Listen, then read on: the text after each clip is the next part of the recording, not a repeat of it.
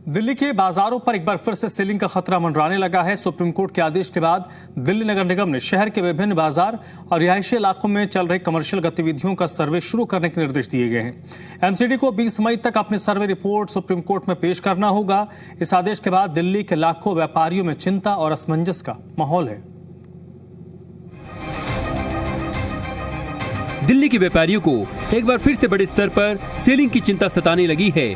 दरअसल supreme court के निर्देश के बाद एमसीडी ने आवासीय क्षेत्रों में चल रही व्यावसायिक गतिविधियों के सर्वेक्षण के लिए बड़ा अभियान चलाया हुआ है। खासतौर पर उन बाजारों में डर अधिक देखा जा रहा है जो मूल रूप से रिहायशी इलाकों में विकसित हुए लेकिन समय के साथ बड़े कमर्शियल हब बन गए हैं। व्यापारियों को आशंका है कि अगर इन क्षेत्रों को वैध रूप से कमर्शियल घोषित नहीं किया गया तो बड़े स्तर पर सीलिंग अभियान चल सकता है। दिल्ली के बाजारों पर फिर से सीलिंग का खतरा मंडरा रहा है। सुप्रीम कोर्ट के आदेश के बाद एमसीडी 20 मई 2026 तक सर्वे कर रही है। रिहायशी इलाकों में चल रही कमर्शियल गतिविधियों का सर्वे कर रही है। कमर्शियल गतिविधियों के सर्वे से व्यापारियों में डर का माहौल है। सर्वे चांदनी चौक, सदर बाजार, लाजपत नगर, करोल बाग पर केंद्रित है। इन इलाकों में आवासीय परिसरों में दुकानें चल रही हैं। एमसीडी कमिश्नर ने सभी जोन के डीसी को 7 दिनों में सर्वे पूरा करने का निर्देश दिया। मास्टर प्लान 2041 लागू न होने तक सर्वे या सीलिंग नहीं होनी चाहिए। व्यापारियों को डर है कि 2006 की तरह बड़े पैमाने पर दुकानें सील की जा सकती हैं। दिल्ली की चांदनी चौक, सदर बाजार, करोल बाग, कीर्ति नगर, अमर कॉलोनी, लाजपत नगर, गांधी नगर, कृष्णा नगर और राजौरी गार्डन जैसे बड़े बाजारों के अलावा सैकड़ों छोटे बाजार भी इस दायरे में आ सकते हैं। इनमें लाखों दुकानदार और कारोबारी अपना व्यवसाय चला रहे हैं, जिससे व्यापारियों में सीलिंग का खौफ घर कर गया है। व्यापारियों में सीलिंग का डर इस कदर फैल गया है कि व्यापारी वर्ग अपनी दुकानों को सीलिंग से बचाने के लिए दुकानों को दीवारों से ढकने का काम कर रहे हैं। हमें कोई जानकारी नहीं थी, हमें ओपन सोर्स से जानकारी मिली। अभी हमें 2 दिन पहले तक तो कोई जानकारी नहीं थी। आनंद फानंद में हम लोगों को पता लगा कि ऐसा कोई रूल आया है कि यहाँ पर कोई डीडीए के एडिशनल सेक्रेटरी और ये एमसीडी के ई आने वाले हैं, इसको क्या कहते हैं सील व्हीलिंग के लिए मार्केट में। फोर्स उन्होंने मांगी यहाँ से, ऐसा पता लगा यहाँ के कुछ लोगों से। तो फिर आनंद फानंद में फिर हम लोगों को तुरंत अपना कमर्शियल एक्टिविटी जो भी थी सब बंद करनी पड़ी है। मैं तो मुख्यमंत्री जी से हाथ जोड़ के निवेदन करना चाहूँगा कि वो इस चीज़ को देखें कि यहाँ पर कितने लोगों का घर परिवार सब इफेक्ट कर रहा है। स्थानीय व्यापारियों का कहना है कि न्यू अशोक नगर के मेट्रो रोड पर लगभग 400 से 500 दुकानें हैं, जिससे कई हजार परिवारों का गुजर बसर चलता है। सीलिंग होने से न सिर्फ व्यापारियों के धंधे पर असर पड़ेगा, बल्कि सैकड़ों हजारों लोग जो इन दुकान और शोरूम में नौकरी कर अपनी आजीविका चला रहे थे, उनकी जीविका के भविष्य पर भी प्रश्न चिन्ह लग गया है। अब ये कह रहे हैं कि लोग व्हाट्सएप पे कोई नोटिस वगैरह दौड़ रहा है, उसकी वजह से ये सबके पास दे रहे हैं कि ये आया है नोटिस और 12 तारीख का है डेट। अब 12 से सीलिंग की कार्रवाई की, सीलिंग की, तो उसकी वजह से लोगों के अंदर डर का माहौल बना हुआ है और सब लोग अपना अपना जो पार्टीशन दीवार वगैरह जो खड़ा करना है वो कर चुके। हमारे पास तो कोई नोटिस नहीं आया, इसलिए मैंने अभी तक ऑफ नहीं किया। कोई ऐसा नहीं किया कि प्रॉपर्टी के अकॉर्डिंग कुछ तो आना चाहिए आपके पास नोटिस कि आप इसे खाली कर दीजिए, तोड़ फोड़ होगा चाहे जो भी होगा। आज तक कोई बंदा मतलब बिना रिश्वत रह ही नहीं रहा। यहाँ पर हर बंदा रिश्वत दे रहा था, मगर ये मेन रोड को कवर करने के लिए हर महीने की उगाई चाहिए इनको, हर महीने टैक्स भरवाते हैं। अगर अनऑथराइज कॉलोनी है, अनऑथराइज जमीन है तो बोर्ड क्यों लेते हैं, दूसरा मीटर क्यों अप्लाई करते हैं। तो सर ये डीडीए वालों को और ये नेता वालों को ये देखनी चाहिए कमर्शियल जगह इनको दी जाए ताकि वहाँ पे मार्केट बना सकें। लोगों का कहना है कि सरकार को जल्द से जल्द कोई बीच का रास्ता निकालकर व्यापारियों को राहत देनी चाहिए। अब देखना ये होगा कि इस मामले में व्यापारियों की टेंशन बढ़ती है या फिर उन्हें राहत मिलती है। ब्यूरो रिपोर्ट, जी मीडिया। और चलिए चर्चा की शुरुआत करते हैं। उससे पहले जो हमारे प्रश्न हैं उन पर एक नजर डाल लेते हैं, जिसमें सबसे पहला और बड़ा सवाल है, दिल्ली में एमसीडी के सर्वे से डर क्यों बना हुआ है? ये सबसे पहला और बड़ा सवाल है। सवाल नंबर 2, दिल्ली में दीवारों से दुकानों को क्यों ढका जा रहा है? और सवाल नंबर 3, क्या दिल्ली में सीलिंग का खतरा क्यों मंडरा रहा है? ये हमारे प्रश्न हैं, हमारे सवाल हैं और इसी पर आज हम चर्चा करेंगे, बातचीत करेंगे।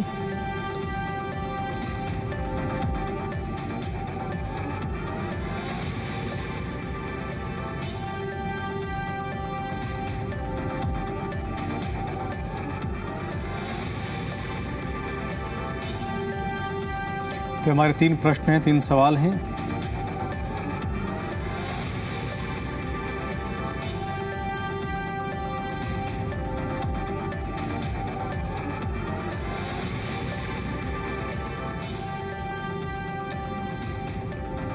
और चलिए अपने मेहमानों का रुख कर लेते हैं जो इस चर्चा में इस वक्त मेरे साथ जुड़े हैं। पहले उनसे आपका परिचय करवा देते हैं। देवेंद्र प्रमुख जी हैं, प्रवक्ता हैं भारतीय जनता पार्टी के, जो इस वक्त मेरे साथ जुड़ चुके हैं। वैभव श्रीवास्तव इस वक्त मेरे साथ जुड़ चुके हैं, आम आदमी पार्टी के प्रवक्ता हैं। और मृगेंद्र चौधरी राजनीतिक विश्लेषक हैं, जो इस वक्त मेरे साथ जुड़े हैं। आप तीनों लोगों का सबसे पहले देवेंद्र जी आपसे शुरू करता हूं। आखिरकार दिल्ली के व्यापारी क्यों डरे हुए हैं? ट्रिपल इंजन 4 इंजन की सरकार में व्यापारियों में ये डर क्यों बन गया सर कि अपनी दुकानों के शटर हटाकर उनको दीवार खड़ी करनी पड़ रही है?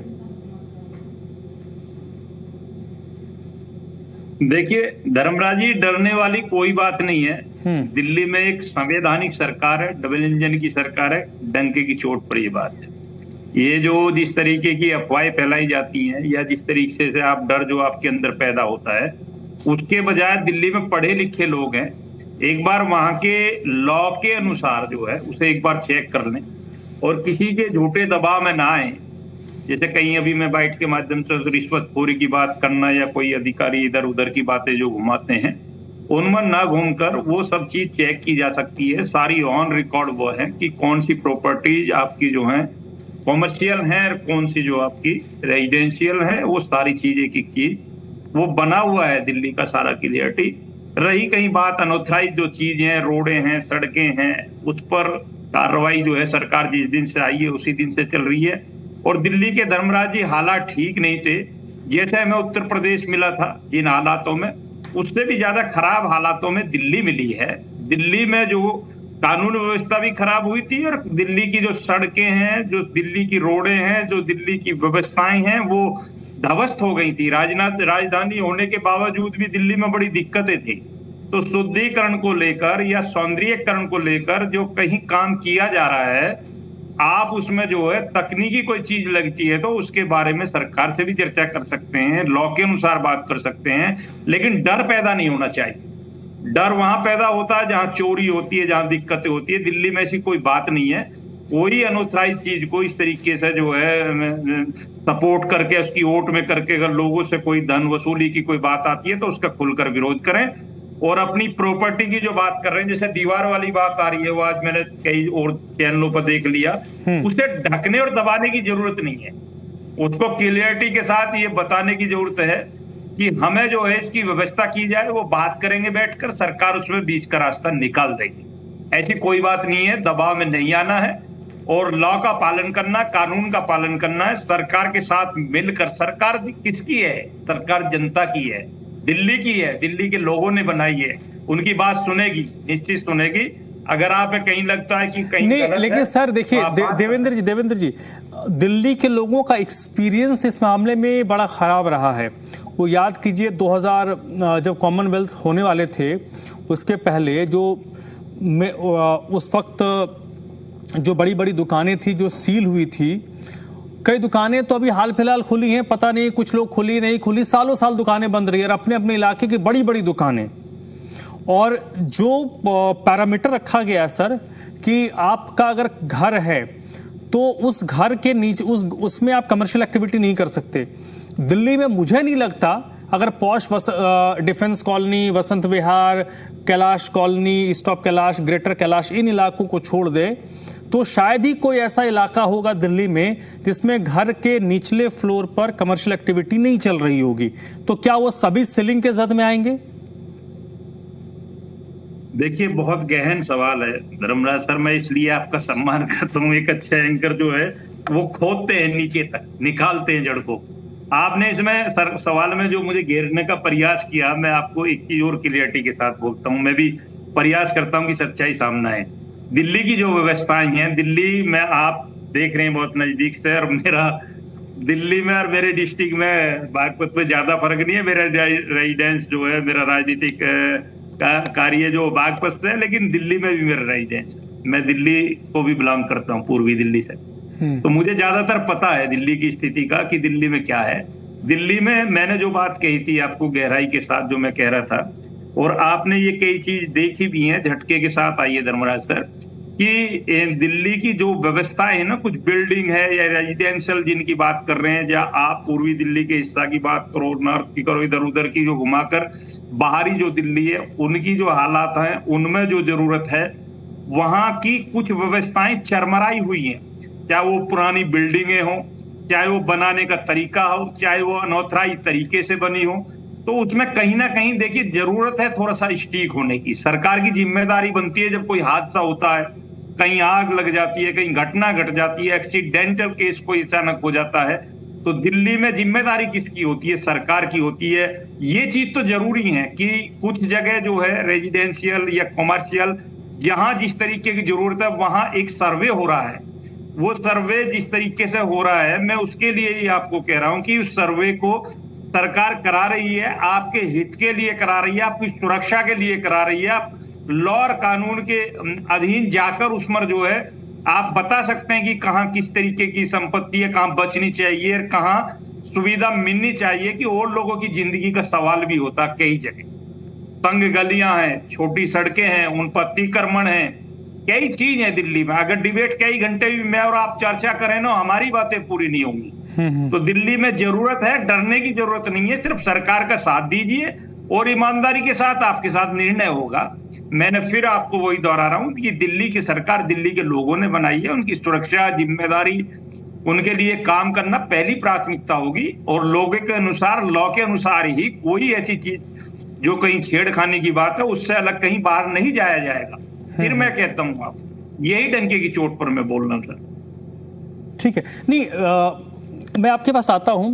वैभव जी, देवेंद्र जी ने अपने हिसाब से रेखांकित करने की कोशिश की कि लोगों को डरने की जरूरत नहीं है, लेकिन मैं बस वही देखता हूं कि जो व्यापारी वर्ग होता है, और इसमें मैं जो देख पा रहा हूं कि अगर जो कोर्ट ने कहा है, अगर उसको अक्षरशः इम्प्लीमेंट करवा दिया जाए, तो इसमें एक लाखों की संख्या में लोग हैं जो प्रत्यक्ष और अप्रत्यक्ष तौर पर प्रभावित होंगे, क्योंकि एक बड़ी दुकान है, तो उसमें अगर 8-10 लोग काम करते हैं तो पूर्वी उत्तर प्रदेश के होंगे, बिहार के होंगे, पश्चिमी उत्तर प्रदेश के होंगे, जो दिल्ली में आकर काम करते होंगे, उस दुकान से, उस गोदाम से उनको रोजगार मिलता होगा। छोटी मोटी दुकानें भी तो उसमें 2 लोग काम करते हैं, तो ये संख्या बहुत बड़ी हो जाएगी। क्या आपको लगता है कि ये सिर्फ नहीं डरने वाली बात है, बेवजह का पैनिक है, या वाकई डरने वाली स्थिति है? देखिए, धर्मराज जी, सबसे पहले आपको नमस्कार, देवेंद्र भाई को नमस्कार, मृगेंद्र जी को नमस्कार, और जो भी दर्शकगण प्रोग्राम देख रहे हैं उनको मेरा नमस्कार। देखिए, देवेंद्र जी ने यहाँ, हाँ बोलिए, कुछ इको आ रही है शायद। अच्छा, हाँ, ओके। सो धर्मराज जी, यहाँ पे देवेंद्र जी ने अपनी बात रखी। देवेंद्र जी की बात रखने से थोड़ी ना कुछ होता है। प्रधानमंत्री नरेंद्र मोदी जी ने भी क्या कहा था कि डिमोनेटाइजेशन के बाद 50 दिन तक हालत अगर सही नहीं हुए तो जिस चौराहे पे आओगे, कहोगे मैं वहां खड़ा हो जाऊंगा। आए के किसी चौराहे पे दिखे प्रधानमंत्री? नहीं दिखे, मुंह छुपा के भाग गए। तो इसलिए कहने से थोड़ी ना कुछ होता है। देखिए, 20 साल, मोटे मोटे तौर पे स्पष्टता से बोले तो 20 साल से मेजॉरिटी 99% सरकार जो रही है एमसीडी में, वो भारतीय जनता पार्टी की रही है। दिल्ली में रहने वाला, मैं खुद दिल्ली वासी हूँ, दिल्ली में रहने वाला कोई भी आम आदमी इस बात को बता देगा कि किस तरीके से, कहां से पैसे लेकर दुकानों के लाइसेंसेस मिलते हैं, किस तरीके से दुकान चलाई जाती है, और एमसीडी किस तरीके से इस पे हफ्ता वसूली करती है। और भारतीय जनता पार्टी अपनी जेबें, इनके पार्षदों ने, इनके लोगों ने खूब इत्मीनान से ये काम एमसीडी में लूटपाट मचाई हुई है। आप एक ईटा इधर से उधर रख लीजिए धर्मराज जी दिल्ली में, और एमसीडी का कोई पुलिस इंस्पेक्टर या कोई आदमी ना आ जाए तो मेरा नाम बदल दीजिएगा। आपकी नाली बगल में बस बजा रही होगी, आगे गंदगी फैली होगी, उसको ठीक करने कोई नहीं आएगा। लेकिन अगर आपने ईटा इधर उधर कर दिया तो वसूली के लिए कोई आदमी आ जाएगा। ये दिल्ली का हर एक आदमी, हर एक नागरिक जानता है।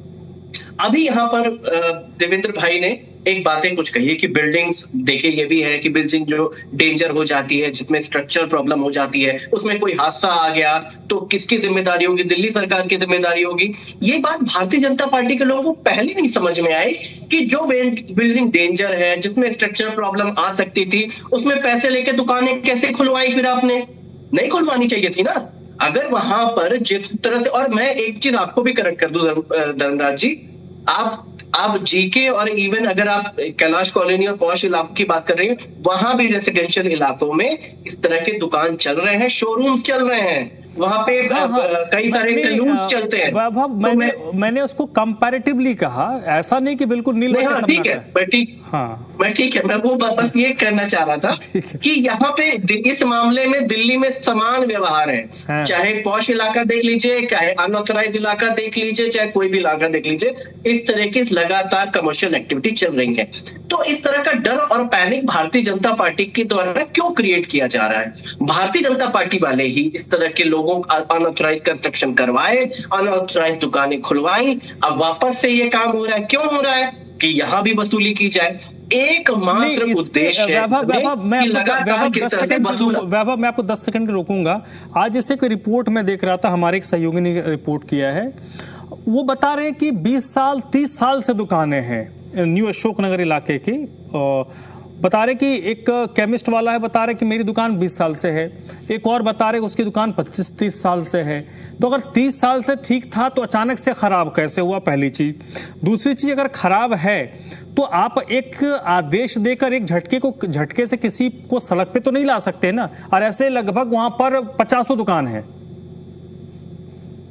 नहीं, बिल्कुल धर्मराज जी, इस तरीके से ये तो पूरी तरीके से जिसे कहते हैं एंटी दिल्ली इशू है ये पूरा। लगभग दिल्ली में कितने लाखों लोगों के घर का खर्चा चलता है, चूल्हा चलता है उन सब दुकानों से, वो लोग कहाँ किए जाएंगे? भारतीय जनता पार्टी, पता नहीं इन लोगों को समझ नहीं आता, इन लोगों को गरीब लोगों से, मिडिल क्लास लोगों से दिक्कत क्या है? क्यों खून चूसने पर तुले हुए हैं ये लोग? कभी गैस सिलेंडर की प्रॉब्लम, आज उड़ के महामानव कह रहे हैं कि डीजल और पेट्रोल कम करो, अपना 100 गाड़ियों का काफिला लेकर यहाँ पे जामनगर में कहाँ पे रोड शो कर रहे हैं। इन लोगों को, मिडिल क्लास लोगों से, गरीब लोगों से दिक्कत क्या है? आप चाहते हैं क्या ये लोग सड़क पे आ जाए, भूखे मरे? इसलिए मैं कह रहा हूं ये पूर्ण रूप से गलत है। Bharatiya Janata party single handedly वो जिम्मेदार है इसके लिए, और इस तरह का कोई भी कदम उठेगा, आम आदमी पार्टी चुप नहीं बैठेगी, और हम चुप बैठे भी नहीं है। हम लोगों के साथ रहेंगे, जिस तरह की रेमेडी देनी पड़े, चाहे लीगल रेमेडी, चाहे उनके साथ वो सब, हम उनके साथ खड़े। चलिए सर, ठीक है। मुन्ना खान भी हमारे साथ जुड़ गए हैं, कांग्रेस पार्टी के प्रवक्ता है। मुन्ना जी बताइए सर, दिल्ली के व्यापारी क्या करें? क्योंकि परेशान है दिल्ली के व्यापारी साहब कि भाई करें तो क्या करें, अपनी भी दिक्कत है, साथ में जो 8-10 लोग काम करते हैं उनकी भी परेशानी है। उनकी परेशानी को छोड़ दे तो अपनी भी परेशानी है, क्योंकि उनकी भी तो रोजी रोटी उसी से चल रही है। बचा खुचा अगर कुछ सेविंग होगा तो उसको कितने दिन आदमी खर्च करेगा? और ऐसी परिस्थिति के लिए तो उस फंड को रखा भी नहीं होगा व्यापारी ने।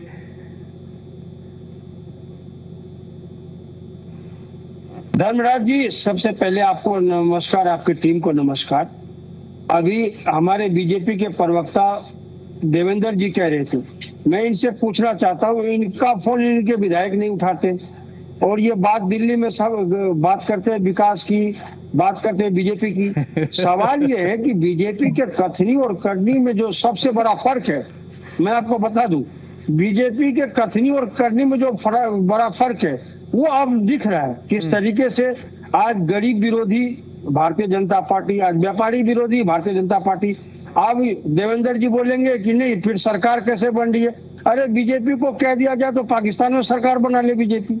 सवाल सरकार बनने का नहीं है, सवाल ये है कि जिस व्यवस्था के साथ आपने जो लुभावने वादे किए दिल्ली की जनता के साथ, आज क्या है आप समझिए, थोड़ी गहराई से समझने की जरूरत है।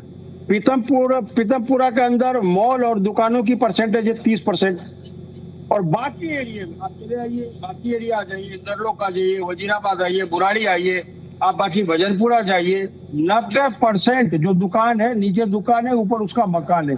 और यहाँ रहे कौन रहे? मिडिल क्लास के लोग, क्योंकि जिस ने खुदा ने नवाजा है वो तो अपनी कोई मवाना है, कोई सोनीपत है, कई जगह। यहाँ गरीबों के घर पे, गरीबों के दुकानों पे आज जिस तरीके से ताला लगाने का काम जो भारतीय जनता पार्टी कर रही है, ये उचित नहीं है।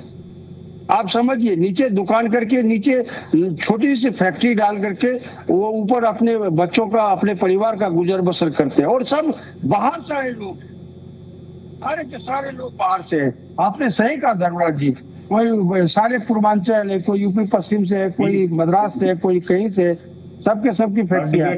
सवाल ये है जिस तरीके से आप रोजगार की बात कर रहे हैं और आज आप लोगों को बेरोजगार कर रहे हैं। अब मैं बता दूं, बीजेपी के 1 साल 12 महीने के शासनकाल में कितनी दुकानें बंद हुई किस एरिया में, मैं सारा डाटा लेकर के बैठा हूँ।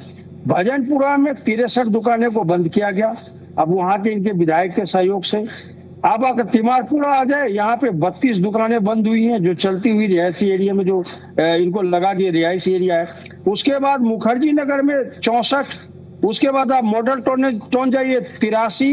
इस तरीके से पूरी दिल्ली के अंदर जो हाहाकार मचा रखा है भारतीय जनता पार्टी, जो लोगों के पहले तो आपने महंगाई से मारा, नोटबंदी से मारा, जीएसटी से मारा, अब जो थोड़ी सी जान बची है, जो लोग मेहनत करके अपने बच्चों का गुजर बसर कर रहे हैं, उसके पेटों पे डाका डालने का काम अब भारतीय जनता पार्टी ने शुरू किया है। ठीक है। जुमलों में आप देखेंगे कि इनके जुबान से सिर्फ हीरा और मोती निकल रहे हैं कि आपका जुमलों से ही पेट भर जाए।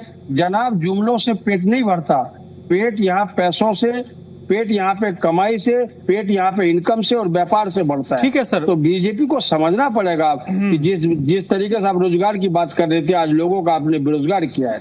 चलिए ठीक है मृगेंद्र जी, जी जो परिस्थिति बन रही है, जो स्थिति नजर आ रही है, पब्लिक ने 2 इंजन 3 इंजन 4 इंजन 5 इंजन इस स्थिति के लिए नहीं बनी थी। और मुझे लगता है कि जितनी साफ गोई से मैं अपनी क्या ही बात करूं, मतलब जितने ब्लंटली मैं बोल देता हूं वर्तमान दिल्ली की स्थिति को, उतना मुझे लगता कोई कहता होगा। मुझे पता है दिल्ली बहुत बेतरतीब तरीके से डेवलप हो चुकी है, हुई है, लेकिन ये भी एक तथ्य है कि आपको उसको ठीक करना है।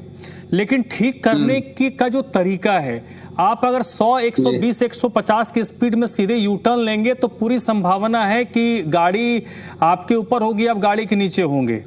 वो गति आप एक झटके में, आप कोई अगर ये कह रहा है कि उनको सीलिंग का डर है, अब वो इस बात को लेकर अपनी दुकान बंद कर रहे हैं, शटर हटाकर दीवार खड़ी कर दे रहे हैं। कोई कह रहा है कि मैं 20 साल से काम कर रहा था, कोई कह रहा है मैं 30 साल से काम कर रहा था, मेरे यहाँ पर 10 लोग काम कर रहे थे। तो ये ऐसी परिस्थिति की कल्पना तो उन व्यापारियों ने नहीं की होगी, और ये वो व्यापारी वर्ग है जो भारतीय जनता पार्टी का पेटेंट वोट बैंक माना जाता है। देखिए, बिल्कुल सही बात, बिल्कुल समझने की ये है 100% आपने सही कहा। लोगों को डर क्यों है सरकार से, मतलब वो क्यों दीवारें खड़ी करने लगे, क्या दिक्कत है? कुछ गलत किया भी होगा उन्होंने, ऐसा तो भी नहीं है ना किया होगा। दिक्कत कहाँ पे आ रही है कि जब आप कमर्शियल यूज करते हैं प्रॉपर्टी का, तो टैक्स के रेट अलग हो जाते हैं, 20% हो जाता है प्रॉपर्टी टैक्स। वैसे जो रेजिडेंशियल प्रॉपर्टी के टैक्स होता है 7 से 12% होता है। इलेक्ट्रिसिटी यूसेज के चार्जेस आपके बहुत बढ़ जाते हैं, वह तो आपको 200 यूनिट बिजली फ्री है, वाटर यूसेज चार्जेस भी आपके बढ़ जाते हैं। तो इतने सालों से जो लोग 20-20 साल से रेजिडेंशियल एरिया में कमर्शियल एक्टिविटी कर रहे हैं ना, तो उनको ये डर सता रहा है कि भी पिछले 20 साल का कलेक्टिव टैक्स ना उनको बढ़ जाए। तो टैक्स चोरी भी तो हो रही है यहाँ पे, सरकार इसमें क्या कर सकती है? देखिए, अगर आप व्यवसाय कर रहे हैं तो आप लाइसेंस लीजिए, कन्वर्जन फी पे करिए, आप प्रॉपर्टी टैक्स दीजिए, आप जो इलेक्ट्रिसिटी का जो बिल आता है वो दीजिए, एक नंबर में काम करिए ना। हाँ, इसमें हम ये कह सकते हैं कि सरकार जो एबर्टली इसको बंद कर रही है वो गलत है। सरकार को ऐसे जो हमारे व्यवसायी हैं जिन्होंने कन्वर्जन नहीं कराया है, उनको एक मतलब प्लेटफॉर्म पे लेके आए, उनसे बात करें और कुछ ना कुछ उनको राय देकर कि भी आपको इतने % जो है हम चलो टैक्स माफ कर देंगे, या आप अभी इतनी फीस देकर के आप रजिस्टर करा लीजिए, कन्वर्जन करा लीजिए, प्रॉपर प्लेटफॉर्म पे आ जाइए और धीरे धीरे आप जो किस्तों में जो बैकलॉग आपका पे कर सकते हैं। तो गलती तो दोनों तरफ से हुई है। अब इसमें मैं एमसीडी की भी गलती कहूंगा। भाई, आज वो सुप्रीम कोर्ट के ऑर्डर पर कहां से जा गए कि वो सर्वे करने पहुंच गए हैं? पहले क्यों नहीं गए? उनको जाना चाहिए। जब वहां पे एक देखिए, अगर आप रेजिडेंशियल एरिया में कमर्शियल एक्टिविटी कर रहे हैं, उसमें 2-3 तरह की चोरियां होती हैं। एक तो आप टैक्स चुरा रहे हो, क्या पता हमें कि उस व्यक्ति ने उसको वो जो काम वहां पे कर रहा है उसको 1 नंबर में कर रहा है, क्या आपको कैश पे बेस पे काम कर रहा हो, तो टैक्स चोरी का भी हो सकता है। उसके मान लो मेन यूनिट कहीं पे और पे हो और जो है प्रोडक्शन वो यहाँ पे कर रहा हो छिपके, और वहां पे दिखा रहा हो कि मेरे पास इतने यूनिट है, तो वो ब्लैक मार्केटिंग में भी वो पैसा कमा सकता है। नंबर 2, वो बिजली की चोरी कर रहा है, सस्ती बिजली जो गरीब को मिलनी चाहिए वो बिजली वो मशीनरी में फूक रहा है। ठीक है। तीसरी बात, वो प्रॉपर्टी टैक्स की चोरी भी कर रहा है, तो गलती तो बहुत बड़ी है ये, ऊपर से सरकारी खजाने पे डाका है ये, तो ये चीज ये करेक्ट तो होनी चाहिए। इसमें दो गलतियां सरकार की हैं। पहली तो ये कि भी इतने साल से सब हो रहा है, सुप्रीम कोर्ट ने 2006 में भी ऐसे ऑर्डर निकाला था, तब भी ये हुआ था, 2017-18 में भी ऐसे ऑर्डर निकला, तब भी ये हुआ था, और ये तीसरी बार ऐसा हो रहा है। ठीक है, ये पहली बार नहीं हो रहा है। नहीं, सुप्रीम कोर्ट मृगेंद्र जी, इसमें आपको कैटेगराइज करना पड़ेगा। देखिए, ये जो दुकानें चलती हैं इसमें 2-3, इसमें आप सबको एक कैटेगरी में नहीं रख सकते। एक कैटेगरी की दुकान है जो ब्रेड, चिप्स, दूध बेचता है, वो क्या जला रहा होगा? 2 लाइट जला रहा होगा, पंखा चला रहा होगा, एक फ्रिज रखता होगा, यही है। एक मेडिकल, एक मैं बता सर, सुन लीजिए, एक मेडिकल की दुकान होगी, एक होगा जहां पर इलेक्ट्रिकल अप्लायंसेस ज्यादा चलते होंगे, जो ज्यादा बिजली कंज्यूम करते होंगे। आप दोनों को एक कैटेगरी में तो रख नहीं सकते। और दूसरी चीज कि कई ऐसे लोग हैं, वो कहते हैं कि आप सीलिंग का डर मत दिखाओ, आपको टैक्स लेना है आप टैक्स ले लो। टैक्स देने को भी लोग तैयार हैं, लेकिन उनको ये डर है कि उनका काम धंधा ना बंद हो जाए, इसलिए तो दीवार करवा रहे हैं। अगर उनको ये आश्वस्त कर दिया जाता कि आपको आगे से जो बिजली का आपका बिल है वो रेसिडेंशियल नहीं कमर्शियल आपको देना होगा, वो तैयार हो जाते। उनको प्रॉपर्टी टैक्स को बढ़ाना था, बढ़ा देते, बट वो दीवार क्यों खड़ी करो? डर रहने इस वजह से। ऐसा है, कोई भी कमर्शियल एक्टिविटी वो कानून के हिसाब से रेगुलेट होगी। हम ये तो कह नहीं सकते भी दिल्ली में अगर आप पुरानी जगह पे आप चिप्स की दुकान चला रहे हो तो आपके लिए अलग जो कानून होगा टैक्स का, चाहे कमर्शियल जो है आप वर्क करते हो या आप मार्केट में कर रहे हो। कानून तो कानून है, और सरकार का काम होता है कानून को इम्प्लीमेंट करना। अगर कानून में त्रुटि है, फिर उस कानून को मॉडिफाई किया जाना चाहिए, फिर यूनिवर्सल एप्लीकेशन उसकी होगी। ऐसा नहीं होगा कि रेजिडेंशियल में ही होगा। फिर अगर चिप्स वाला रेजिडेंशियल एरिया में चिप्स बेच रहा है, वही चिप्स वाला अगर मार्केट में भी चिप्स बेचेगा तो उसके लिए नहीं होना तो चाहिए। इसमें मृगेंद्र जी एक और मेरा क्रॉस क्वेश्चन है सर, क्योंकि आप इसको जिस तरीके से आप बता रहे हैं, कुछ इन्फॉर्मेशन आप मुझे भी दे रहे हैं। अब मसला ये है कि दिल्ली में, पूरे दिल्ली में ठीक ठाक टाइम मैं भी रहा हूं, 2004 से लेकर 2018 तक मैं दिल्ली में रहा हूं। दिल्ली में कितना बड़ा एरिया है जहां पर सिर्फ रेसिडेंस क्या कहते हैं कमर्शियल एक्टिविटी हो सकती है। ऐसे में तो मुझे लगता है 80-90% दिल्ली खाली हो जाएगी। धर्मराज जी, मेरा एक छोटा सा प्रश्न है आपसे। हाँ। कि कानून आज की व्यक्ति के हाथ में है, इम्प्लीमेंटर के यानी जो ऑफिसर है उसके हाथ में है, क्या वो दुकान जाकर अपनी भावनाओं के साथ फैसला लेगा या कानून के नियम के हिसाब से फैसला लेगा? उसको कानून के नियम के हिसाब से फैसला लेना पड़ेगा, क्योंकि जो एग्जीक्यूटिव होता है, जो लॉ इम्प्लीमेंट करता है, सर मेरा सवाल मृगेंद्र जी उन्हीं कानून बनाने वालों से है कि ये बात जब चुनाव में आप वोट मांगने के लिए जा रहे थे, तब क्यों नहीं कहा कि जब वोट मांगने आप जा रहे थे, दुकान वाले को पट्टा पहना रहे थे कि भाई वोट देना, उनको क्यों नहीं कहा कि तुमने इलीगल चला रखी हो भाई? इसमें कानून में प्रोविजन है। अगर आपकी इनकम सीलिंग 1 लाख से कम है साल की, तो आपके लिए अलग टैक्स है। आपकी 2 लाख से कम है तो अलग टैक्स है। आपकी 5 लाख से कम है तो अलग टैक्स है। हाँ, इसमें हम ये कर सकते हैं कि अगर आपकी इनकम सीलिंग कम है तो आपको प्रॉपर्टी टैक्स भी कम पे करना पड़ेगा। इस पे सरकार को वर्क करना पड़ेगा। ये आपका अच्छा पॉइंट मैं मानता हूं। इसमें मॉडिफिकेशन की जानी चाहिए। दूसरी बात ये है कि भाई एमसीडी को पता होता है कि भी ये लोग यहाँ पे काम कर रहे हैं और लाइसेंस के बिना काम कर रहे हैं और टैक्स के बिना काम कर रहे हैं, तो कहीं ना कहीं प्रशासन के जो हमारे ऑफिसर हैं उनके साथ जो है मिली भगत होती है। वो तो सुप्रीम कोर्ट का ऑर्डर आ गया, इसलिए उनको ये सब करना पड़ रहा है, वरना ये पहले 2 बार पहले भी हो चुका है। 2006 में भी हुआ है, 17 में भी हुआ है। अगर ये प्रशासन जागरूक रहे ना तो ऐसा करने की आवश्यकता नहीं पड़ती। तीसरी बात, एब्रप्ट दुकानों को बंद करना बिल्कुल गलत है। और देखिए, कहीं ना कहीं सरकार एक बार डर, क्योंकि देखिए अगर आप जनता को सरकार ये बोल देना कि भी हम दुकानें बंद करेंगे, आप टैक्स दे दीजिए, तो जनता कभी भी टैक्स नहीं पे करेगी। हाँ, सरकार को यहाँ पर डेडलाइन देनी चाहिए कि आपके पास 3 महीने का टाइम है, 4 महीने का टाइम दे, 5 महीने का टाइम दे, उसके अंदर आप जो है प्रोसेस कर लीजिए। एकदम से दुकानें बंद करना बिल्कुल भी जो है गलत होगा। उसका नुकसान उन मजदूरों को जो है उठाना पड़ेगा जो बेचारे ये जानते नहीं है कि जो है टैक्स लॉ क्या है, क्या कमर्शियल है, क्या रेजिडेंशियल है। उनको जो डेली दिहाड़ी मिलती है 800 या 1000 रुपए, उनका सबसे बड़ा नुकसान इस समय होने वाला है। ठीक है देवेंद्र जी। सर मैं आपके पास आता हूं। घूम फिर के मसला उसी बात पर आता है, कि ऐसा नहीं है कि सुप्रीम कोर्ट ने क्या कहा नहीं कहा, सुप्रीम कोर्ट अपने हिसाब से चीज़ें देखता है, लेकिन जो हमारे नीति निर्धारक हैं जिनको हम चुनते हैं, चाहे वो काउंसलर हो, चाहे विधायक हो, या सांसद हो, या सरकार हो, वो ये देखती है कि इस परिस्थिति से हम पब्लिक को कैसे उबारे। अगर सुप्रीम कोर्ट ने कोई आदेश दिया तो निगम के अधिकारी, ठीक मृगेंद्र जी ने अच्छी बात कही कि वो जो एग्जीक्यूटिव है वो तो कोर्ट के ऑर्डर पे कानून की किताब लेके घूमेगा, फिर सबको वो पर्चा मारता चलेगा कि भाई तुम गलत हो, तुम गलत हो, तुम गलत हो, तुम सही हो, तुम गलत हो, वो अपना काम करेगा। लेकिन एग्जीक्यूटिव वो ना करे और इससे क्या परिस्थिति पैदा हो जाएगी, ये काम तो हमारे माननीयों का है, जो जाके कोर्ट को बताए कि सर ये स्थिति है, अगर हम ऐसे करेंगे तो ये पैनिक वाली स्थिति बन जाएगी, इतने लोग रोड पे आ जाएंगे, इनको हम कैसे पालेंगे पोसेंगे। देखिए धर्मराज जी, डिबेट का जब विषय होता है ना, उसी के अनुसार बात करनी पड़ती है। अब आज इतना गहन विषय है और इस पर एक एक बात ज्यादा जोर लगाने की जरूरत नहीं है, तथ्यात्मक बात की जरूरत है। दोनों प्रवक्ता आए, कांग्रेस के भी आए हैं और आम आदमी पार्टी के, वो मुझे एलिगेट कर कर चले गए हैं और अपनी कोई नीति, कोई बात, और मुझे ये बता के गए हैं गलत काम जो है। अभी है सुन रहे हैं अभी आपको। हाँ नहीं ठीक है, वो मैंने उनको सुना, वो मुझे सुनेंगे। और मुझ पर आम आदमी पार्टी के जो हमसे पहली सरकार थी वो कह रहे थे हमने ये मार्केटें, दुकानें बनवाई क्यों, तोड़वा क्यों रहे हैं। बनवाई कहाँ में तो 3-4 महीने हुए भाई, साल भर, 1 साल में नहीं बनी है दुकानें। अभी तो हमारी सरकार रनिंग में आए, 6 महीने का समय हुआ, 6 महीने में सरकार खड़ी होती है। ये आप लोग कर गए थे काम। इसे शुद्धिकरण अगर आपने उत्तर प्रदेश और बिहार चोरी के नाम से, पिछड़े के नाम से और खत्म बीमारू राज्य के नाम से आज जाने जाते थे, हमारा प्रयास था, जब तो नंबर 1 जीडीपी है।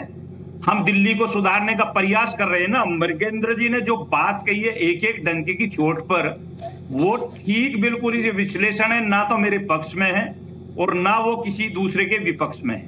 उन्होंने जो बात बता दी वो टैक्स से लेकर सब चीज, वो उनका काम था।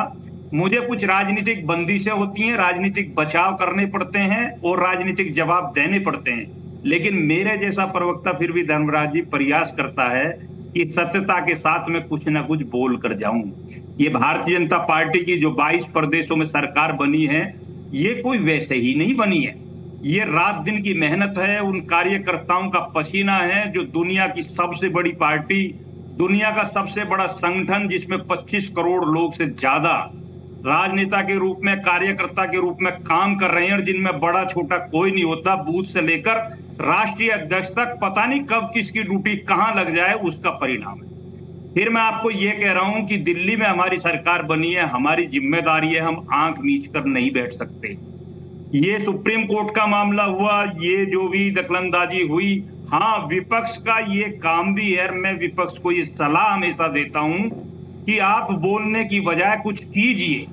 आप माननीय सुप्रीम कोर्ट की गाइडलाइन के अनुसार, क्योंकि आप लोगों को केस लड़ने बहुत अच्छे आते हैं, पूरी कैबिनेट आपकी जमानत पर थी, सारे मुख्यमंत्री और सारे, और ये विश्व रिकॉर्ड बता रहा हूं कि भारत में पहली बार हुआ कि एक मुख्यमंत्री ने काफी दिन लंबे समय तक जेल से सरकार चलाई है और उसके पास इतना बड़ा कैबिनेट, इतने बड़े नेता, दिल्ली की सबसे बड़ी पार्टी, वो विश्वास ट्रस्ट नहीं जता पाई, इस्तीफा नहीं दे पाए, इतना मोह जताया। आज हमें ज्ञान देने आते हैं और जब पब्लिक के बीच में जाकर बात आती है करने की, तो वहां जो है फिर कहते हैं कि हमने ये किया वो किया। भाई ये क्या था जो आपने किया? क्यों तो आपके लोगों की जमानतें हुई हैं, क्यों आप लोग जो है ऐसे कर रहे थे? अगर आप पर दाग आया, आप इतने अच्छे ईमानदार थे तो तुरंत धड़ाधड़ इस्तीफा देते और फिर पब्लिक के बीच में आते। दागदार थे भाई, डर था आपको। डर हमें इसलिए नहीं है कि हम धीरे धीरे 22 प्रदेशों में हैं, तीसरी बार देश में हैं। बंगाल जैसा प्रदेश जो हमने जीता है मेहनत के तौर पर, जहां से बधाई आई है, वो दिल्ली से नहीं आई है, वो भारत से नहीं, वो अमेरिका से आई है। तो आप जो है ये सब चीज का तुष्टीकरण कीजिए और जहां सीखने की जरूरत है, हम आप लोगों से बहुत कुछ सीख का है। यहाँ तक हमारे कार्यकर्ता हों, हमारे प्रवक्ता हों, हमारे नेता हों, हमें ये बताया भी जाता है कि बूथ प्रबंधन क्या होता है। गांव देहात पिछड़ा एरिया, जो इंटीरियर, जहां से बूथ की शुरुआत होती है, उसमें 11 समिति जो मेंबर बनते हैं, फिर बूथ पालक बनता है उसकी देखरेख के लिए, फिर पन्ना बनता है, उसमें 60 व्यक्ति होते हैं, उसमें पन्ना प्रमुख बनता है, वहां से जिम्मेदारी दी जाती है, आप अपना बूथ जीतिए, आप अपना देवेंद्र जी पन्ना प्रमुख जीतिए। देवेंद्र जी देखिए, फिर आप ब्लॉक में देवेंद्र जी आप मंडल में आइए। सर एक मिनट, पॉलिटिकली बीजेपी कितनी मजबूत है वो अच्छी, वो हमें पता है, मैं उसमें नहीं जा रहा। आपने कहा कि ये पुरानी चीजें हैं, हो सकता है उसमें कई ऐसी दुकानें भी होंगी जो स्वर्गीय मदन लाल खुराना जी के टाइम से शुरू हुई होगी, साहिब सिंह वर्मा जी के टाइम से शुरू हुई होगी, क्योंकि 20 साल 25 साल 30 साल 35 साल 40 साल भी हो सकता है दुकानें चल रही होंगी। मसला ये है कि आप उनको कैसे, आपकी सरकार के दौरान वो एक झटके में सड़क पर आ जाएंगे। विशेष तौर पर वो सारे लोग जो दुकानदार हैं वो तो चले 1-2 महीने जब तक कानूनी दांव पे चलेगा वो सरवाइव कर भी लें, लेकिन जो लोग बाहर से आके दिल्ली में किराया देते हैं, रहते हैं, वो क्या करेंगे? उनकी भी संख्या लाखों में होगी। देखिए धर्मराज सर, बहुत गहरा क्वेश्चन है। फिर मैं आता हूँ अपनी बात पर। आपने मुझे ये आईना दिखाया कि हम जो है मदन लाल जी के टाइम की बात है, तो एक लंबा समय होगा। कांग्रेस लगातार 15 साल बिल्कुल, 10 साल आम आदमी रही है, 26-27 साल का ये वर्ष का जो कार्यकाल हो चुका है, इसमें एक युग बदल जाता है। 25 वर्ष में एक युग होता है, वो समाप्त हो जाता है 4 चरणों के हिसाब से। और आज भारतीय जनता पार्टी यहाँ आई है। अगर हमारे दिमाग में कोई ऐसी बात होती, हमें कुछ ऐसी कोई घृणा होती, तो आज जो काम माननीय सुप्रीम कोर्ट के अधीन या भारत के लॉ के अधीन, या आज जो भी हमारी सरकारें वहां जांच के बिगर कोई अभी कार्रवाई, बिगर नोटिस के कोई कार्रवाई नहीं कर रही, उसके बाद भी सुनने के लिए तैयार हैं। जिस चीज में जहां जरूरत बदलाव की है, जहां एक्सीडेंटल कोई केस घटना घट जाए, उसकी है सबसे पहले वहां ध्यान है।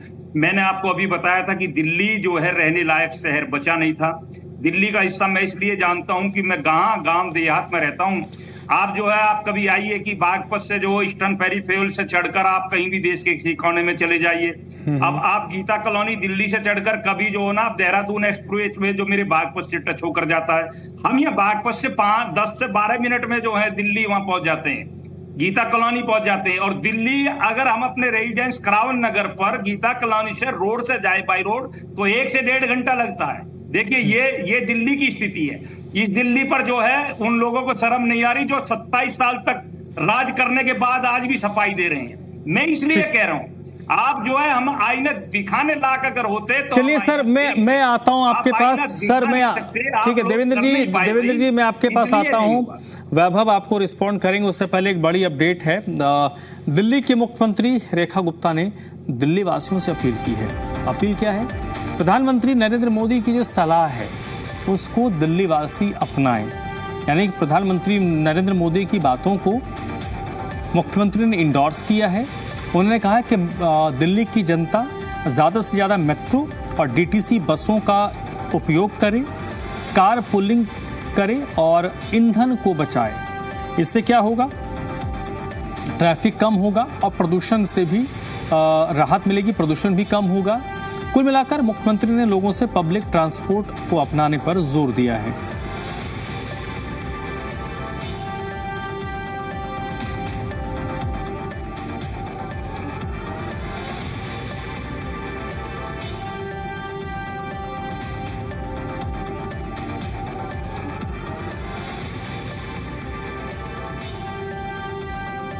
तो दिल्ली की सीएम रेखा गुप्ता ने प्रधानमंत्री नरेंद्र मोदी की बातों को आगे बढ़ाते हुए दिल्ली के लोगों से अपील की है कि वो कार पूलिंग अपनाएं, मेट्रो, डीटीसी ऐसे जो पब्लिक ट्रांसपोर्ट्स हैं उनका इस्तेमाल करें, ईंधन बचाएं।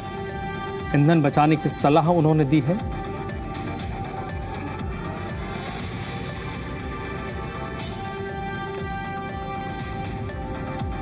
और चलिए सीधे रुख कर लेते हैं। मुन्ना खान जी इस वक्त हमारे साथ जुड़े हुए हैं, कांग्रेस पार्टी के प्रवक्ता है। मुन्ना साहब, मूल मसला ये है कि अब जब ये संकट आन पड़ी है, अब देखिए बीजेपी की तरफ से अपने अपने हिसाब से उसको बताने की कोशिश हो रही है, लेकिन मुझे लगता है ऐसे परिस्थिति में जो विपक्ष का रोल होता है वो बड़ा महत्वपूर्ण हो जाता है, बहुत इम्पॉर्टेंट हो जाता है हर नज़रिए से। एक तो उसके बगल में जाके खड़ा होना, दूसरा जो कानूनी दांव पेच है उससे भी उनको मदद करना। तो ये कांग्रेस पार्टी के लिए भी, क्योंकि उस दौर की नाराज़गी को आपने झेला है जब 2007-8 के वक्त में जो सीलिंग हुई थी 10 के टाइम में, तो आपको पता है कि इसके रिपरकशन क्या हो सकते हैं, इससे किस तरीके की नाराजगी उभर सकती है। तो उस नाराजगी को अगर सत्ता पक्ष के खिलाफ लोगों का है, व्यापारियों का है, तो उसको आप अपनी तरफ मोड़ सकते हैं समर्थन में।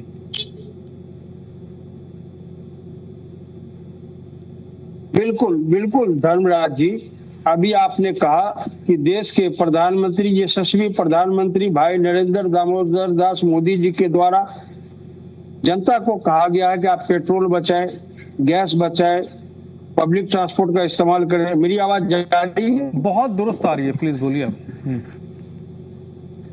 मेरी आवाज जा रही है सर? हाँ, आ रही है सर। हाँ, तो देश के जनता को देश के प्रधानमंत्री ने कहा, जी, देश के जनता को देश के प्रधानमंत्री ने कहा मित्रों थाली बजाओ, उसने थाली बजाई, ताली बजाओ, ताली बजाई, मोबाइल जलाओ, मोबाइल जलाया, बोला बर्तन पीटो कोरोना भाग जाएगा, उसने किया। क्या नहीं किया बीजेपी के लिए देश की जनता। लेकिन बीजेपी ने एक काम भी अगर देश के जनता के लिए किया हो, देश के जनता के हित के लिए किया हो तो बताए। अब सवाल आपका दूसरा था कि कांग्रेस पार्टी के टाइम में भी 7-8 में भी सीलिंग का मसला था, कुछ चिन्हित जगहों पे सीलिंग हुई थी, उससे पहले उसका व्यवस्था किया गया ताकि लोग परेशान न हो, रोजगार से परेशान न हो। उसे पहले अल्टीमेटम दिया गया और उसे जगह भी दी गई कि आप यहाँ पे आप अपनी फैक्ट्री चला सकते हैं, आप अपनी मार्केट यहाँ पे बना सकते हैं, आप परेशान न हो। लेकिन एक बात देखिए, बीजेपी का जो डिसीजन है, नोटबंदी का डिसीजन रात में 8 बजे, कोरोना का डिसीजन रात में 12 बजे, सीलिंग का डिसीजन कोई डिसीजन नहीं, कोई इत्तला नहीं, कोई आपके पास एप्लीकेशन नहीं, सीधा 5 अधिकारी आएंगे, सील लगाएंगे, चले जाएंगे। आपका सामान है, अंदर क्या है नहीं है, आपके व्यापार कहाँ जाएंगे, आपके बच्चे रोड पे आ जाएंगे या भूखे रहेंगे, आपके बच्चे को खाने का निवाला मिलेगा या नहीं मिलेगा, इससे भारतीय जनता पार्टी को कोई लेना देना नहीं है। जनता अब थक चुकी है इनके जुमलों से, इनके आश्वासन से। बार बार ये आश्वासन देते, जो देश के प्रधानमंत्री सोना खरीदने की बात करते हैं, अब वो कहते नहीं 1 साल तक कोई भी आदमी सोना नहीं खरीदेगा। क्या भला हो जाएगा उससे? कहेगा आप पेट्रोल यूज ना करो। क्यों नहीं करें? इसका मतलब है आप कंप्रोमाइज प्रधानमंत्री हैं। आप लोगों के इच्छा से खेल रहे हैं, आप लोगों के प्रॉफिट से खेल रहे हैं, आप लोगों के रोजगार बंद करने पे तुले आप। ठीक है, सारी बातें आपकी तो नहीं चलेगी। ताली भी बजी, आप पेट्रोल बंद करो, गैस बंद करो, सोना मत खरीदो। अरे भाई, जो देश का प्रधानमंत्री मंगलसूत्र की बात करता था, सोना गिरवी रखने की बात करता था, सोना छीनने की बात करता है, आज वो देश का प्रधानमंत्री क्यों कह रहा है देश की जनता से मेरा अपील है कि 1 वर्ष तक सोना नहीं खरीदे? क्यों नहीं खरीदे? देखिए कितना फर्क है। पहले जब 2014 में सरकारें बनी थी तो एक ज्वेलर्स के नाम से बहुत बड़े हमारे महानायक वो प्रचार करते थे कि आप सोना खरीदे। किससे खरीदे?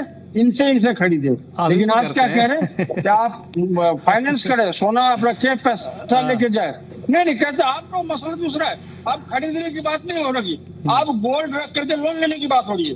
यथास्थिति कितना है ये देखिए, कितना फर्क आया है 12 साल में। जब सोना खरीदने की बात हो रही थी, क्योंकि कांग्रेस ने देश को सुखी संपन्न बनाया था, हर आदमी खुश थे, हर आदमी खुशहाल था। अब हमारे मित्र कहेंगे कि सरकार कैसे बन रही है। मैं पहले भी कहा था कि बीजेपी को छोड़ दे तो पाकिस्तान में सरकार बना ले। चलिए ठीक है, वहां के मतलब के शब्द हैं। ठीक है। वैभव, इस परिस्थिति में जैसे मैंने मुन्ना जी से कहा, वही सवाल आपसे भी है, विपक्ष का रोल बहुत महत्वपूर्ण हो जाता है, क्योंकि इस वक्त जो पब्लिक होती है, अब पब्लिक को सबसे ज़्यादा जो अधिकारियों से आम पब्लिक, व्यापारी नहीं टकराना चाहता। अपर क्लास, लोअर क्लास तो फिर भी टकरा जाता है, जो व्यापारी वर्ग होता है वो नहीं टकराता है सीधी, क्योंकि उसको पता है कि भाई धंधा तो मुझे करना ही है, आज टकरा जाऊं, कहीं नज़र में चढ़ा ले तो फिर 2-4-6 महीने बाद उतारेगा ये, तो वो जल्दी जाता नहीं। तो ऐसे में जो विपक्षी पार्टियां होती हैं उनका रोल बड़ा महत्वपूर्ण हो जाता है। देखिए धर्मराज जी, पहले तो मैं आदरणीय धर्मराज जी की देवेंद्र जी की कुछ बातों पे अपनी टिप्पणी दे दूं। प्लीज। देखिए लगातार जिस तरह से इन्होंने, एक तो भारतीय जनता पार्टी के लोगों को 22 प्रदेशों में सरकार बहुत चिल्ला रहे हैं। तो ये मेहनत पसीने की बात कर रहे हैं, सबसे ज्यादा मेहनत पसीना अगर इसमें किसी का लगा है तो आदरणीय ज्ञानेश कुमार जी का लगा है, तो सबसे पहले उनको बधाई देनी चाहिए। भारतीय जनता पार्टी को कम बधाई, उनको ज्यादा बधाई है। अभी बात कर रहे थे कि इतनी सरकार प्रचंड जीत हुई, अमेरिका से बधाई आ गई। अमेरिका से वो वाली बात क्यों नहीं बताया जिसमें कह रहे थे कि पॉलिटिकल कैरियर मोदी जी का खत्म कर देंगे, वो भूल जाते हैं। 4 गाली दे चुके, वो 4 नहीं 40 गाली दे चुके मोदी जी को ट्रम्प, और उसके बाद भी अमेरिका की यहाँ पे बड़ाई करते हैं। इतना बुरा दुर्दशा आ गई है भारतीय जनता पार्टी वालों की। देखिए अभी आपके डिस्कशन के दौरान ही बात निकल के आई कि विपक्ष के पास लीगल टीम है, विपक्ष को ये करना चाहिए, विपक्ष को क्या कर रहा है, विपक्ष को भी इस सीलिंग में लोगों को राहत दिलवानी चाहिए, उनके साथ हम तो खड़े रहेंगे। लेकिन आपको घास छीलने के लिए थोड़ी ना दिल्ली की जनता ने चुना है। ये आप लोगों को जो ये प्रस्ताव है, चाहे इसके इम्प्लीमेंट, चाहे नया सेपरेट कानून बनाना पड़े, किसके पास अख्तियार है, किसके पास अधिकार है? आप लोग के पास है। सुप्रीम कोर्ट की जजमेंट के बाद से आज जिस भी डिबेट पे आप जाइए, भारतीय जनता पार्टी के प्रवक्ता क्या रो रहे हैं? सुप्रीम कोर्ट की जजमेंट आई है, इस तरह की एक सर्वे हो रहा है, ये हो रहा है। अरे सुप्रीम कोर्ट का सम्मान कब से भारतीय जनता पार्टी करने लग गई? इसी दिल्ली की जनता के लिए, दिल्ली के हितों को लेकर, दिल्ली के सर्विसेज को लेकर सुप्रीम कोर्ट ने एक फैसला लाया था। नरेंद्र मोदी जी जो अरविंद केजरीवाल से डरते और कांपते हैं, उन्होंने संसद में प्रस्ताव लाकर, बिल लाकर वो आदेश पलट दिया, सुप्रीम कोर्ट का आदेश पलट दिया। इलेक्शन कमिश्नर के अपॉइंटमेंट का बिल आया था, बिल लाया गया पार्लियामेंट में, सुप्रीम कोर्ट की रूलिंग थी इंडिपेंडेंट इंपार्शियल होने की, उसको पलट दिया गया। तो सुप्रीम कोर्ट के फैसले के तहत दबना और या छिपना बंद कीजिए, ये दिल्ली की जनता भी जानती है। अगर दिल्ली की जनता, मेरा पिन पॉइंटेड इनसे सवाल है, अगर दिल्ली की जनता के साथ आप हैं और इन सभी दुकानदारों के साथ, इन लाखों लोगों के रोजी रोटी के साथ खड़े हैं, तो अध्यादेश लाइए। अगर हिम्मत है तो अध्यादेश लेकर आइए और अपनी नीयत दिखाइए कि आप दिल्ली के लोगों के साथ खड़े हैं, और उस अध्यादेश में ये सारी सीलिंग एक्टिविटी को पॉज करवाइए, ताकि जो अभी हैफ तरीके से कोई अधिकारी सेलेक्टिव तरीके से वसूलीबाजी जो हो रही है, वो उस पे लगाम लगाई जा सके। क्योंकि दिल्ली की जनता बहुत परेशान है इस समय। लाखों लोगों की रोजी, आप लोगों को कोई कुछ नहीं जाएगा, लेकिन लाखों लोग सड़क पे आ जाएंगे। कितने लोगों के रोजगार जुड़े हुए हैं वहां पर। इसलिए मैं कह रहा हूँ, सुप्रीम कोर्ट के फैसले के तहत भारतीय जनता पार्टी दमना बंद करे। अगर हिम्मत है तो अध्यादेश लाकर इस पर स्पष्ट कानून बनाए। चल ठीक है। मृगेंद्र जी, एक बात तो तय है कि कोर्ट ने अगर कहा तो ऐसा नहीं है कि जो हमारे जो माननीय हैं वो इसका रास्ता नहीं निकाल सकते। एक तो सबसे बड़ी बात ये होती है कि जब सुप्रीम कोर्ट ने कहा, जब फैसला दिया, तो क्या सरकार के तरफ से या व्यवस्था के तरफ से, एमसीडी के तरफ से उतने ही जोरदार तरीके से बात रखी गई कोर्ट के समक्ष कि मिलॉर्ड ऐसा मत कीजिए, ऐसा करेंगे तो ये रिपरकशन होगा? ये भी तो देखते हैं ना कि कोर्ट में जो बात कही जाती है तो उनकी तरफ से कितनी आवाजें जाती हैं, और अगर आदेश आ भी गया तो उसके बाद भी आप कोर्ट को बता सकते हैं। तो ये कोशिश सत्ता पक्ष की तरफ से क्यों नहीं हो रही है? देखिए, सत्ता पक्ष को इस पे एक्शन तो लेना ही पड़ेगा, और ये इशू मैंने जैसे अभी बताया था आपको, 2005-06 में भी ऑर्डर आया था, ठीक है, 17-18 में भी आया था, आम आदमी पार्टी की सरकार थी तब, और 2023 में कमेटी भी बनी थी। और जो एमसीडी का मास्टर प्लान है 2021 में जो बनाया गया है ना, उसकी प्रोविजन पे ही सुप्रीम कोर्ट की जजमेंट है। बीजेपी ने कोई मास्टर प्लान अभी नहीं बनाया है, ठीक है। तो ये समस्या कांग्रेस के टाइम भी बनी रही, ये समस्या आम आदमी पार्टी के टाइम भी बहुत ज्यादा बनी रही, हाईलाइट रही। 2017 से लेकर के जो है 23 तक तो लगातार बनी रही है। तो उस सरकार ने भी कोई इसके ऊपर कानून नहीं बनाया जिसको करना चाहिए था। अब क्या स्थिति बनी हुई है कि जब तक आप इस लैंड यूज को प्रॉपर जो है मॉनिटर नहीं करोगे, तब तक ये जो रिकवरी वाला काम बार बार समस्याएं आपको आती रहेंगी।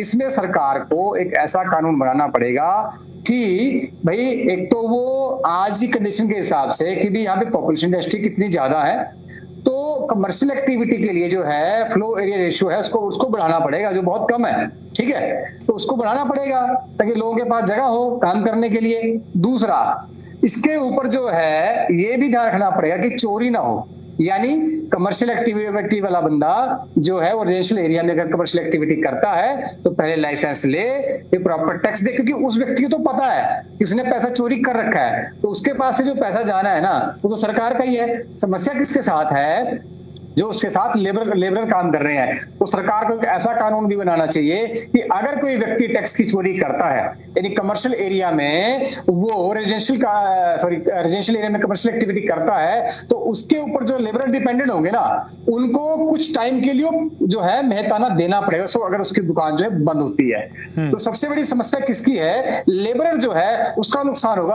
अभी करंट के टाइम में सरकार को चाहिए कि सुप्रीम कोर्ट में अपनी दलील पेश करे, और सुप्रीम कोर्ट हमेशा दलीलें सुनने के बाद ही फैसला लेता है, रातों रातों फैसला नहीं लेता है।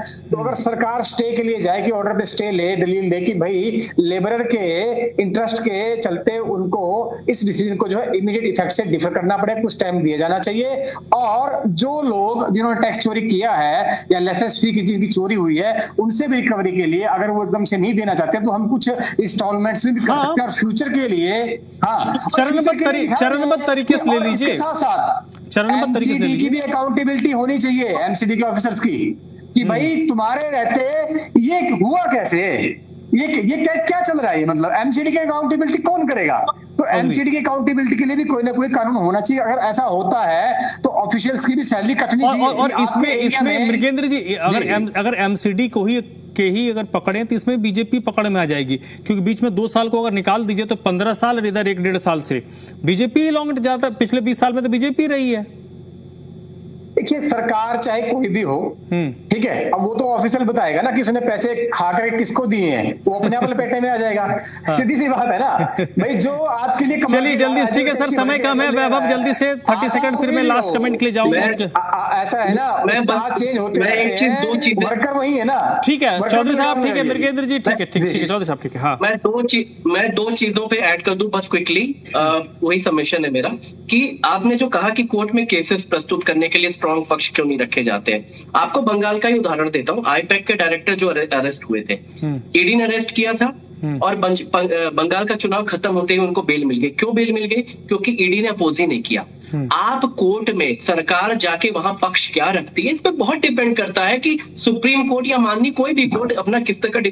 इनकी, मैं शुरू से बता रहा हूँ, भारतीय जनता पार्टी की मंशा ही नहीं है। ये वसूली में बिलीव करते हैं, पहले वसूली करते थे, आगे भी वसूली करेंगे। और एक चीज मैं और बता दूं, इस पूरे कानून पे केंद्र सरकार, मैं फिर से सर मृगेंद्र जी मैं आपको भी करेक्ट कर दूं, ये जो पूरे इस पे कानून बनता है, अध्यादेश लाना है, वो माननीय संसद में आएगा, और संसद के लिए भारतीय जनता पार्टी की मोदी सरकार को इस पे अध्यादेश लाना होगा। इसमें दिल्ली सरकार का भी। चलिए ठीक है देवेंद्र जी, 30 सेकंड जल्दी बताइए, कैसे लोगों को भारतीय जनता पार्टी ये सुनिश्चित करेगी कि उनके साथ दिक्कत ना, उनकी दुकानें बंद नहीं होगी, लोगों का रोजगार नहीं जाएगा? बता दीजिए जल्दी से सर।